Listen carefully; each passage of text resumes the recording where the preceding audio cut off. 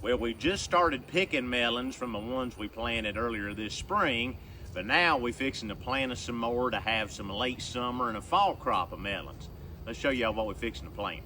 Now I got some of the usual suspects we'll talk about in a minute, but on this round I got some real special seeds, some that some viewers of our TikToks and videos sent us. Now this first pack right here is a yellow meat watermelon that a feller sent me. Now, I'm already growing yellow doll watermelons from Hoss Tools. We've grown them several years in a row, got them in my early patch.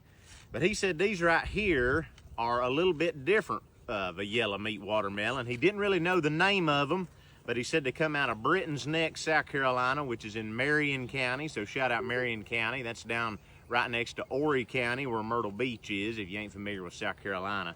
And so we just gonna call them the Britton's Neck yellow watermelons. He said they a little different, but he said they awful good. So we're gonna plant them in this little short row right here and get them in the ground. So we ain't gotta use our seeder for these. I want a good stand and I got plenty of seeds, so I'm gonna drop several. We'll come over about, I don't know, 4 foot, good enough for government work, and drop me several more. Now in this short stubby row, we're gonna go in with some of what we already got planted in our first patch. We're going with a few sangrias here, and then a few jubilees down at the end. The good stuff. They look like chocolate chips. Can you put them in there? Drop them in there. Sweet tie, don't let a bug run by. And then last short stubby row right here in our small plot, going back in with some canary melon. Now we've got a row of canary melon right there. We'll plant us another round. Now if y'all have been watching for a while, you'll remember that this whole area we had spring mix, we had 2 rows of carrots, and then we had our strawberries over there. And of course, all that stuff we harvested and got it before the heat churned it to toast. We put our chickens on here, let them graze, and then we come in and tilled it up and got our dirt back in good shape.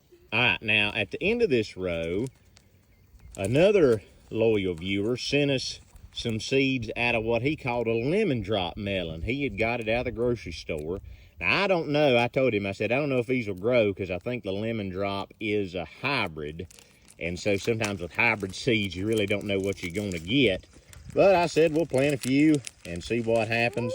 We got plenty of melons, so let's give these a try. Sprinkle them in there. That's good. I want one. Now right here where our strawberries was, we're gonna put a whole nother row in of this Athena cantaloupe. You've seen us pick some already from our patch over here, but now we're gonna plant some direct seed. And so that's one difference of planting this time of the year versus how we do them back in the spring.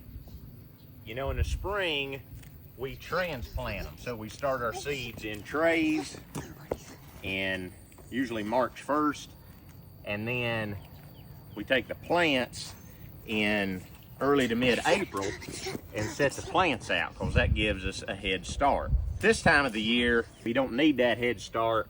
Direct seeding will be just fine. Now you'll notice even though we cleaned up this plot, I do have some grass right here on the edge of where my early melons is, and so we'll eventually have to contend with that, but hopefully I'll give the melons in these rows enough time, head start, to get up and growing before this grass gets over to them, even though we'll try to keep it clean with the tractor and a garden hoe. Now you might say, do I have enough time to plant melons like you are doing there in Anderson County, South Carolina, Zone 8A? And it really all depends on your first frost date, your average first frost. You want to look at that average and then count back the days, compare it to the days to maturity on your seed packet, and see if you got enough time. Now keep in mind, usually during the summer, your plants will produce fruit and they'll come off quicker than it says on the seed pack because it's a whole lot hotter. There's nothing better than picking watermelons in the fall and picking cantaloupe in the fall when everybody else's patches is done and over with. Thank y'all for watching. God bless, and we'll see you on the next video.